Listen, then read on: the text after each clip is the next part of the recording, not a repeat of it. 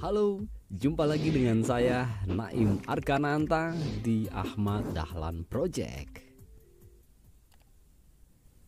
Saya tidak salah, saya hanya kalah.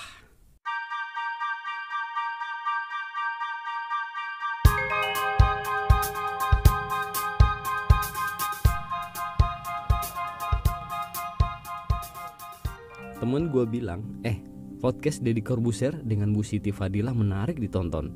Bu Siti menjelaskan banyak hal tentang kasusnya dan bicara tentang flu burung dan COVID. Karena penasaran dengan yang teman gue omongin itu, gue akhirnya nonton podcast Deddy Corbuzier. Wah, podcast itu per hari ini sudah ditonton 3 juta orang. Dalam sesi wawancara itu, Bu Siti yang merupakan terpidana kasus korupsi mengaku tidak bersalah. Dia hanya kalah sehingga ia menjalani hukuman. Menteri Kesehatan di era Presiden Susilo Bambang Yudhoyono ini mengatakan 4 bulan lagi akan bebas dari hukumannya.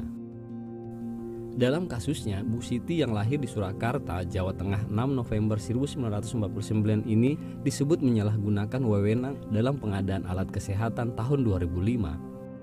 Dalam vonisnya, Bu Siti dituduh melakukan korupsi 6 miliar yang merugikan negara yang dilakukan stafnya yang menjabat sebagai eselon 2. Pejabat eselon 2 itu sudah membayar dan dia tidak dihukum.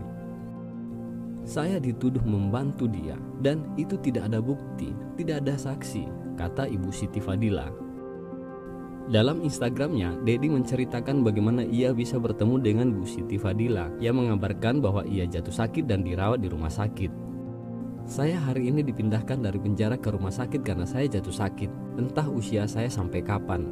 Saya bebas 4 bulan lagi. Tapi saya takut kalau saya nggak sampai sana sudah tutup usia. Bolehkah Pak Deddy jenguk saya dan saya ingin berbagi cerita saya, kata Bu Siti. Sesampainya saya di sana, saya disambutnya dengan senyum seorang ibu dan langsung berucap, "Saya tidak korupsi, Pak. Saya mati untuk bangsa. Sayalah satu-satunya orang di dunia saat itu yang berhasil menyetop pandemi dan saya sekarang di penjara."